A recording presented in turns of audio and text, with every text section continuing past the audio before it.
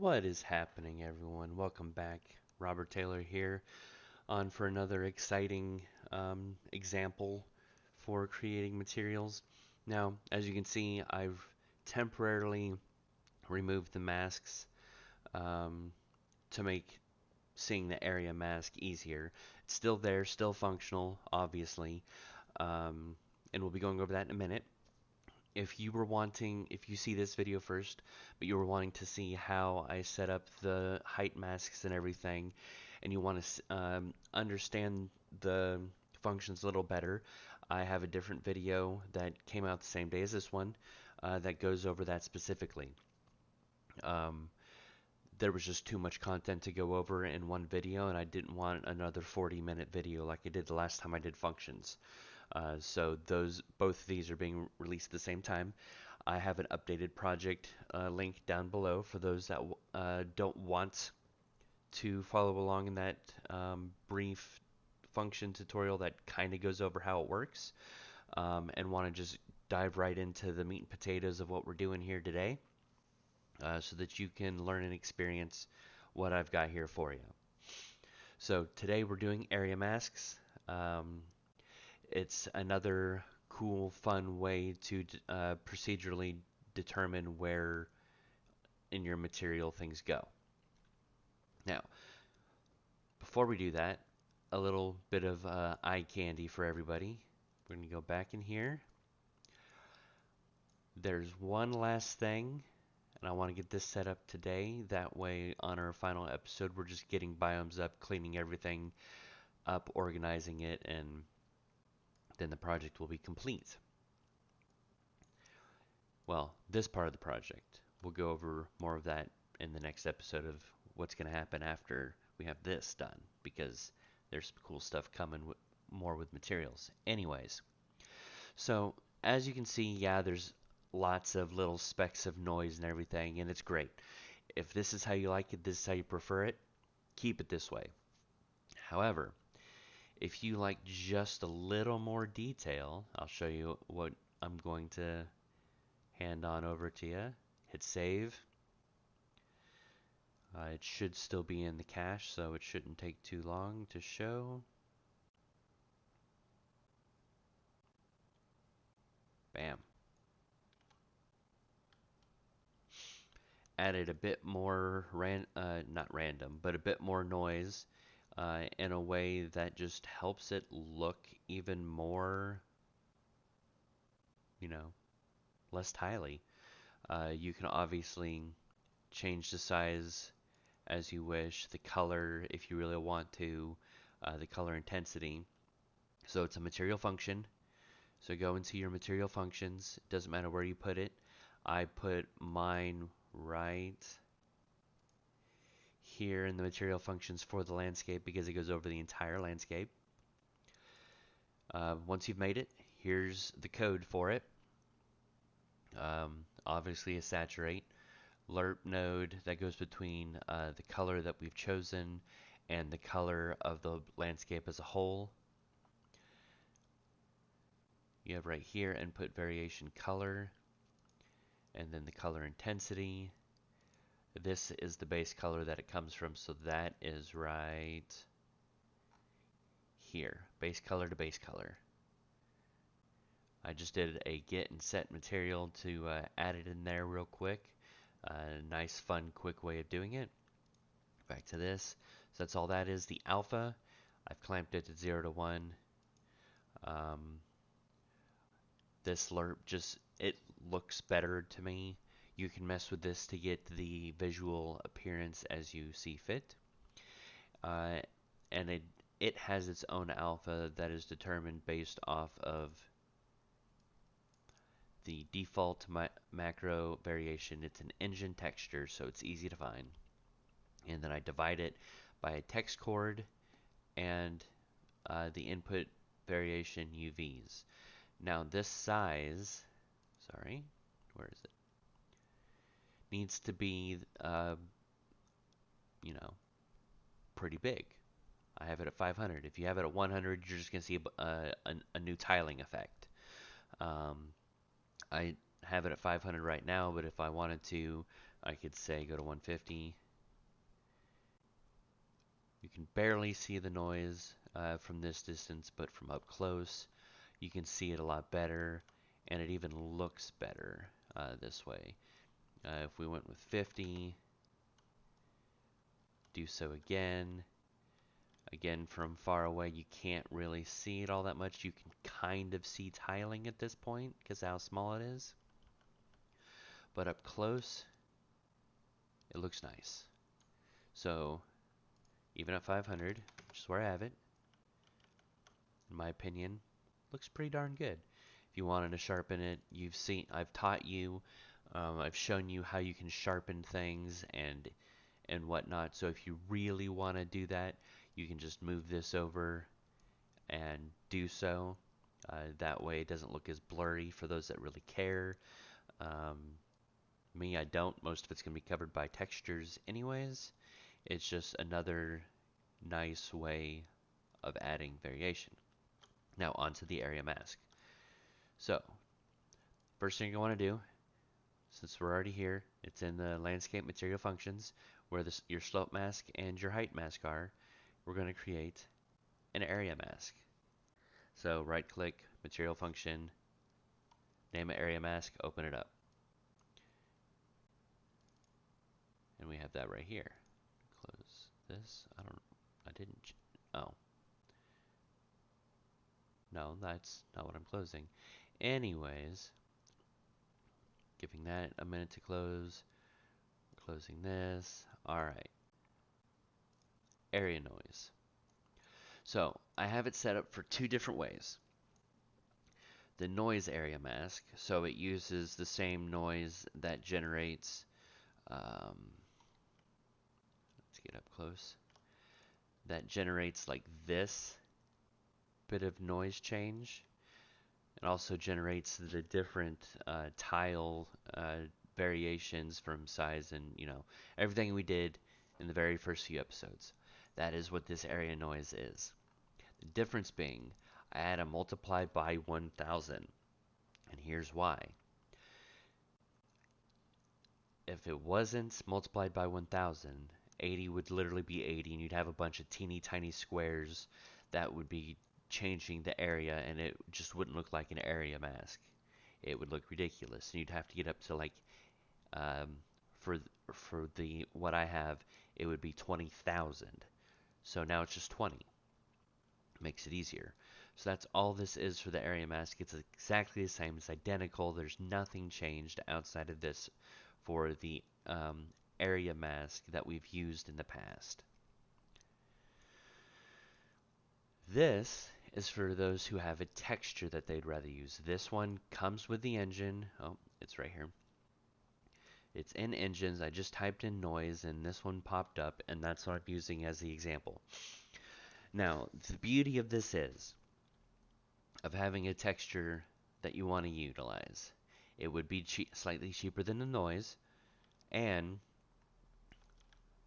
since you're doing everything procedurally, that means you don't really have anything, oh, excuse me, you don't really have much of anything that would be able to pull out this data. Just take a screenshot, something like this, but you wanted this spot to have an area mask.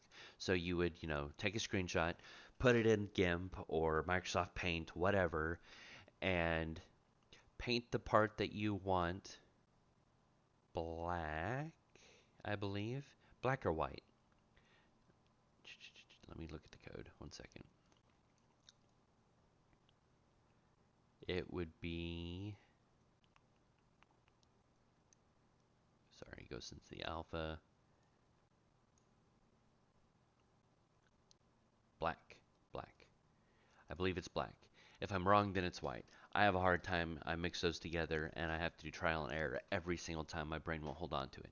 Anyways, paint the shape that you want black, paint everything else white, and then import it in to utilize, not right here, but, right here.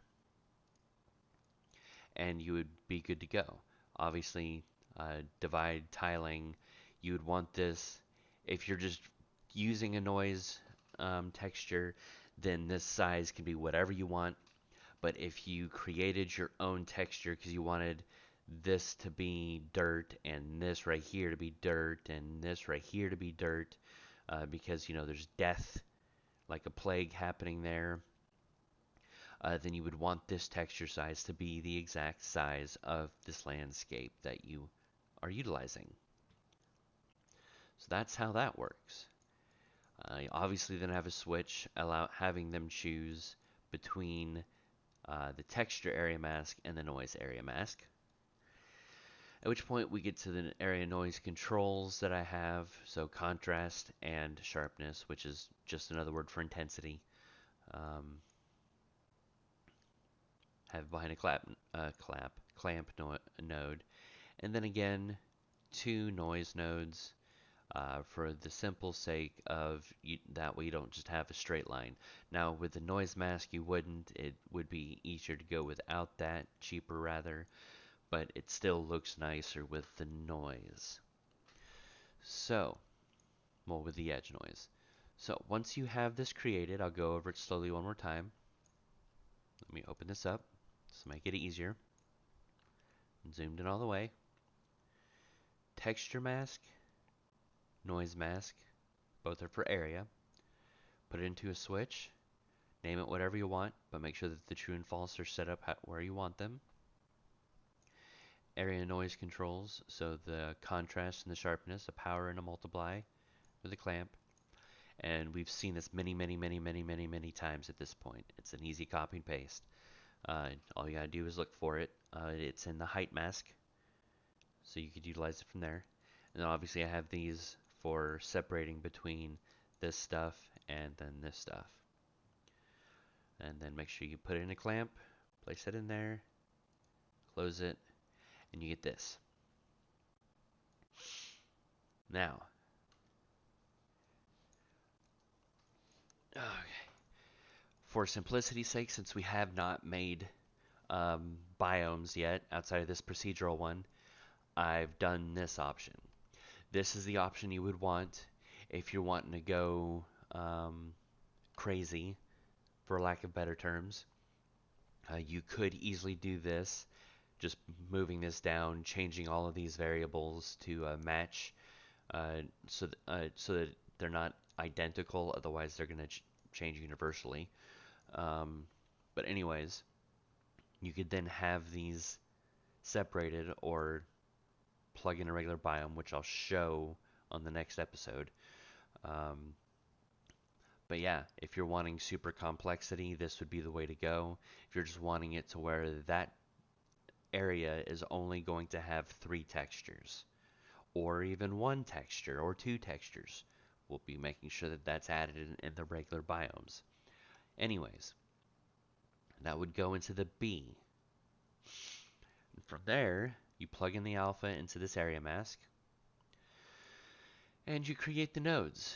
Area mask, use texture, sample-based area mask. So this is asking use the texture or use noise. If you're using the texture, it's true.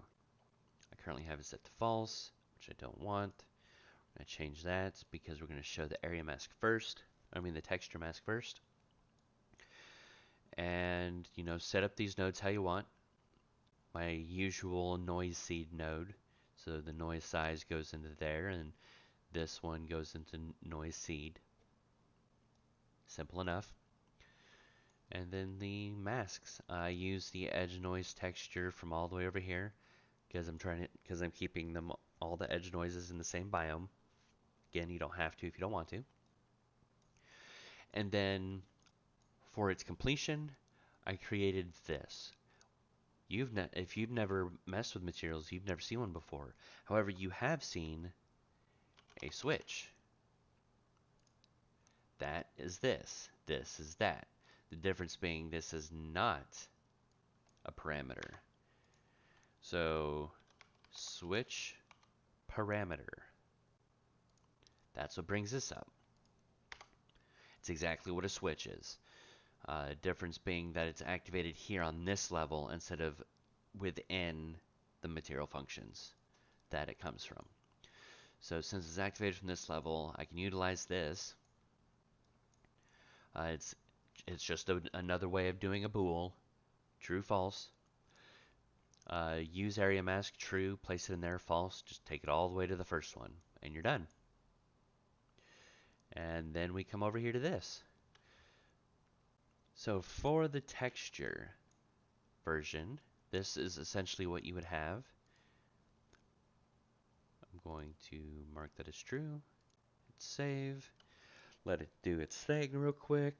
It shouldn't take too long because I was there originally, but it it might. We'll see. So, perfect. Here's the area mask.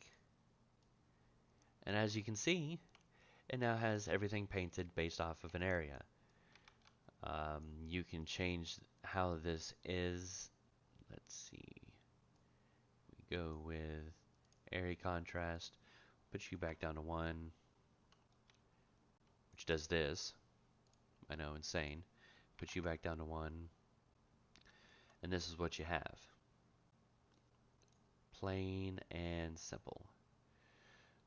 So if you didn't want it, so essentially you could change A and B if you so chose, which if I do that, go ahead and put that in here. Nope, didn't make it. Haha. So if I were to put this in here, this in here, it's just however you choose to do it, which this would probably be the smartest, as you can see.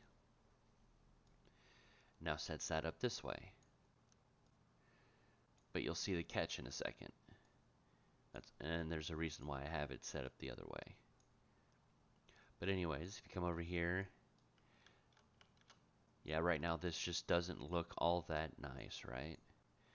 Well, these are shared with the area intensity, which is why they look the way they do. If I put you back to 1, and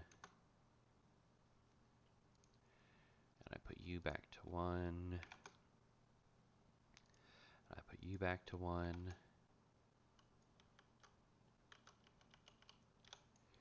if we put this, what happens when you do 0? Goes away.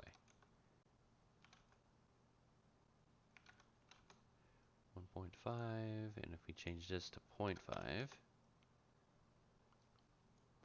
and then we change this to 0.5, there we go. I change this to 0.5.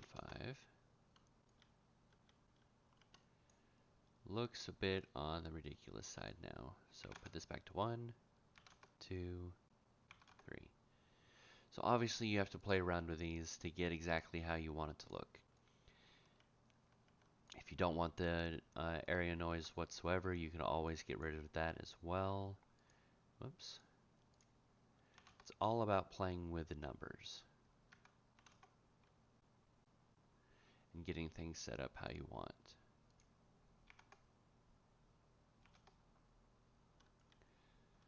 That's really all it is. At which point I could just probably change this to 150. And then if I change this to 80, looks much better. And that's obviously with me using a noise check texture because I don't have one set up specifically. So you'd be able to have more finite control if it was just in one spot. Because this looks terrible, but this looks pretty good. Makes sense. So now we come over here, check mark this, hit save. And this is the noise based instead of the texture based. So now, and this is why I utilized it in the other direction, because most people are probably just going to use noise. Doesn't look right to me. It looks like the green is being painted onto the white. So then I'm going to put this back. Put this right here. Now if you really wanted to, you could get, nope, not that.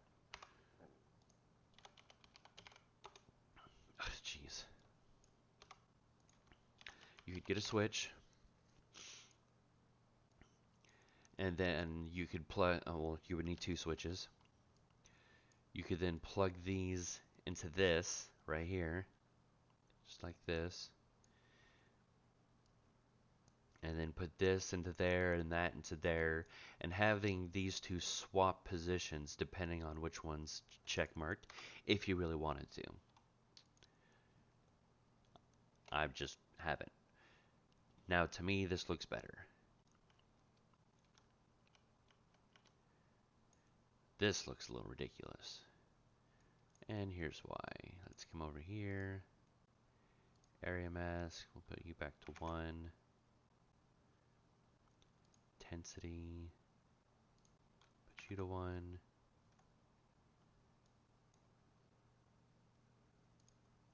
I think actually I had this pretty high. Yeah, there you go. Put it to 8. And now this is what we have. Now, to me, this looks pretty darn good. A lot better than the texture. But that's just, again, me. So essentially, that's area masks. There's not much else to them. You just place it after this behemoth of one, or whatever, however you do the slope and height masks if you do them differently. Just put it after the area. Just put the area after and set that up. And essentially, that means this is all we have now. This is quite literally super clean code. So, next episode, we're going to be creating non-procedural biomes, because this information right here, this right here, would be going into a layer, paint layer blend, a layer blend of its own, called procedural.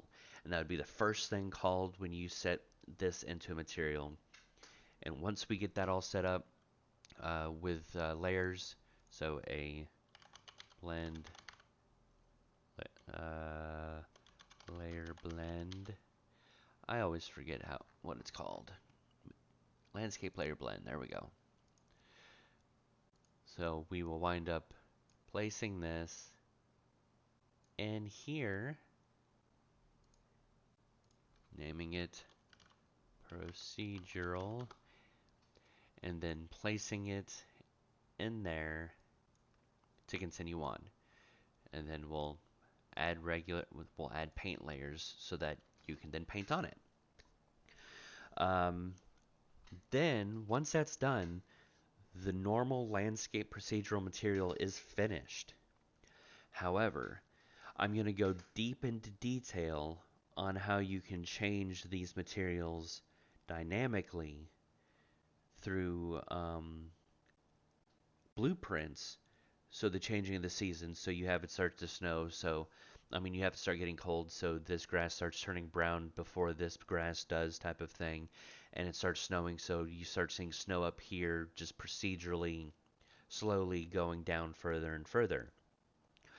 I'm going to show that off after we get this cleaned up and set up properly as a proper procedural material. Thanks for watching. Please make sure you like and subscribe.